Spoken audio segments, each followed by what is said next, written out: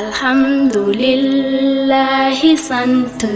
ñeel na yàlla borom mbindeef dellu julli ci yeneen bi njëkk ci leeram alhamdulillahi sant ñeel na yàlla borom mbindeef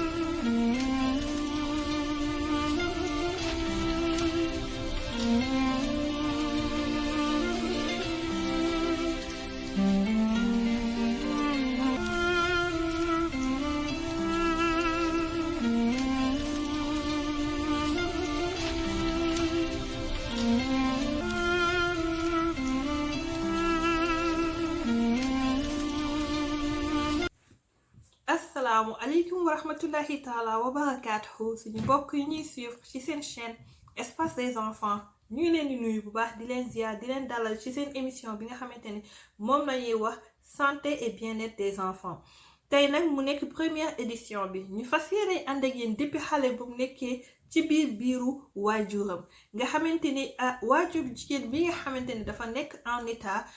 connexion bi nga xamante ni moom lay am ak doomam dafay nekk lu important nekk lu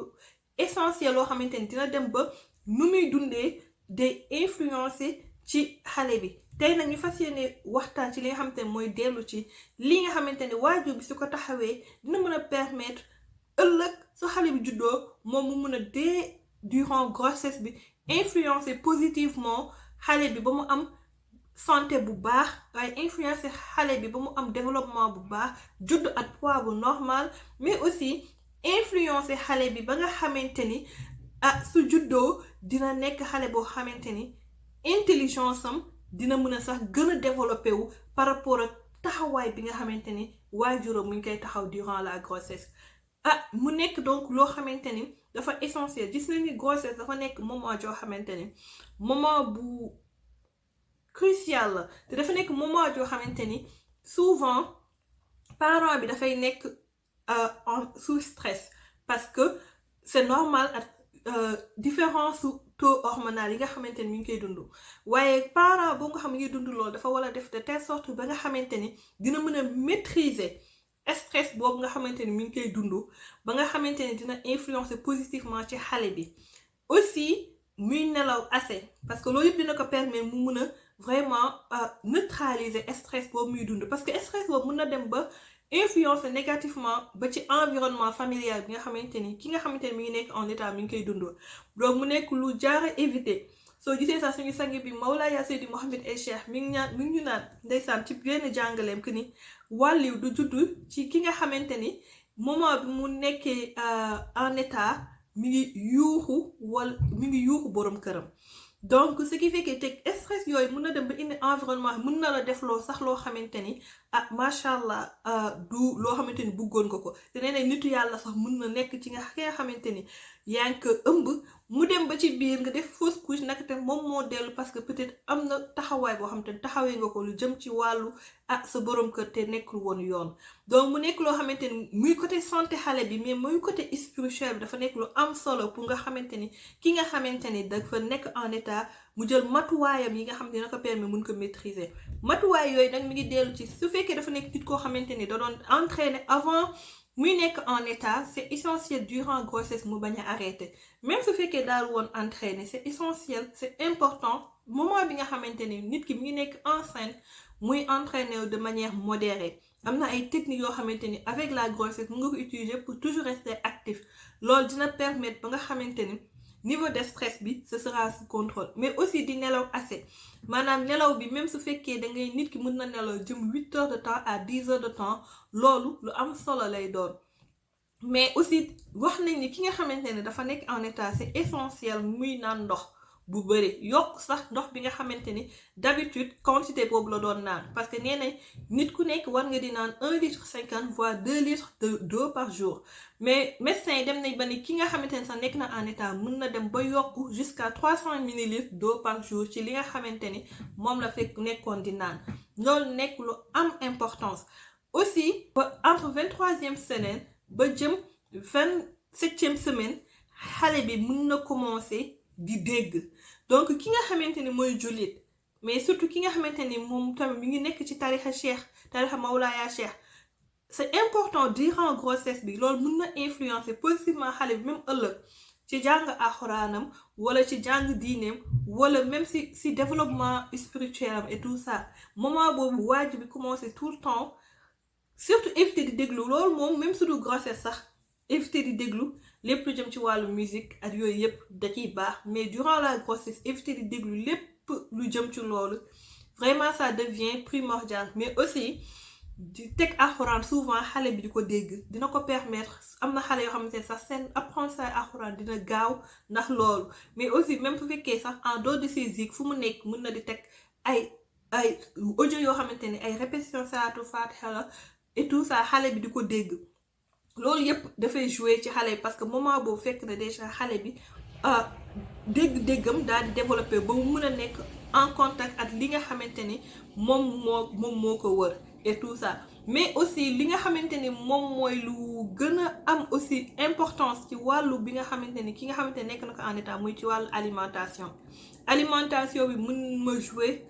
à 100% ci bonne santé wu xale bi, mais aussi mën na jouer vraiment pour augmenter taux d'intelligence am par rapport même à la normale. Donc ki nga xamante ni dafa nekk en état wax na di manger une nourriture saine, équilibrée et vitaminée. Am na yoo xam sax nee nañ vraiment durant la grossesse su waajur bi mën a di jël ay suppléments de vitamine D et de vitamine C, vraiment c'est mieux. Mais su fekkee waajur bi mënu ko jël aussi, c'est important waajur bi garder une nourriture saine. Ñu bëri nee nañ sax ñetti nourriture par jour, c'est mieux de séparer jël ay petites quantités yoo xamante ni c'est équilibré, même su fekkee à 6 fois par jour la moom moo préférable que jël 3 repas yoo xamante ni ça va être des repas lourds, peut-être nutriments essentiels yi nga xamante ni moom la xale bi war a soxla yépp ak yow mi nga xamante ni yow yaa nekk en état yi nga war a soxla yépp xëy na tamit du ci nekk à 100%. Aussi am na benn complément alimentaire bi nga xamante ni dañ koy woowee acide folique nga xamante ni nee nañ dafa baax surtout ci développement intelligence xale bi ak vraiment bon développement ak tout ce qui l'entoure. Te acide folique boobu même su dul en termes de supplément, médecins ñu ngi vraiment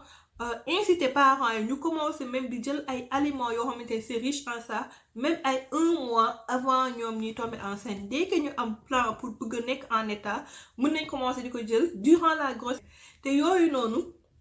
ñu ngi koy trouver souvent sur yi nga xamante ni moom mooy aliments yi les légumes, les feuilles légumineuses, maanaam lépp luy dellu ci légumes yoo xamante ne ay feuilles la comme genre ay épinards, yenn salades yi, lépp loo xamante ni légumes verts la muy dellu ci wàllu feuilles et tout ça dañ koy trouver ci foofu mu vraiment présent ci. Aussi nee nañ li nga xamante ne moom mooy dellu ci wàllu ay lentilles dañ ko ciy trouver, melon dañ ko ciy trouver, ay agrumes aussi dañ ko ciy trouver comme genre ay orange ak yooyu yëpp. Donc ki nga xam dafa nekk en état, c'est important muy jël tout le temps yenn genre de fruits, yenn genre d'aliments yi di jël ay ak nourriture yoo xamante ni tamit c'est riche en fer, nourriture yoo xamante ni c'est riche en protéines, comme surtout lépp lu jëm ci wàllu viande de bœuf, lépp lu jëm ci wàllu foie, loolu yëpp dafay important pour nit ki vraiment di ki ko utiliser durant bi nga xamante ni mi ngi nekk en état. Produits yi nga xamante ne ay céréales la, mais aussi produits yi nga xamante ni dafay dellu ci ay produits laitiers lu ci mel ni ay wàllu yaourt, c'est très important ki nga xamante ni dafa nekk en état muy jël souvent yaourt. Mais aussi fromage tamit souvent dañu wax pour ñu éviter tout ce qui est vraiment fromage yu mou yi mën na am influence vraiment ci xale bi. Mais aussi nee nañ début grossesse pendant les 3 premiers mois yenn jus yi nit ki da ko war a éviter lu dellu ci comme jus wu ananas, même mën loolu nee nañ aussi première période grossesse bi nit ki pendant les 3 premiers mois dafa war a éviter di jël yenn genre de jus yi. Lim nañ ci yooyu comme jus d'aloe vera wala jus d'ananas. Nee na loolu mën na dem sax ba vraiment indi fausse couche. ci li nga xamante ne moom mooy wàllu grossesse bi wala même si indi fausse couche mën na indi développement boo xamante ne xale bi suy judd sax mën na bañ a am poids bi nga xamante ne moom mooy poids bu nécessaire mais li nga xamante ne tamit dafa important pour ki nga xamante ne nekk na enceinte mu éviter ko mooy caféine suñ nee caféine nag caféine duñ ko trouver rek ci café caféine moom c'est carrément interdit moment bi nga xam nit ki mi ngi nekk en état dañ koy interdit vraiment pour mu jël lépp loo xamante ne day dellu ci caféine café am na café yoo xamante ne c'est décaféiné donc fekkee nit ki dafa tàmm di jaan café mën na café yoo xamante ne c'est décaféiné mais surtout suñu attaay bi nga xamante ne dañ koy jël Sénégal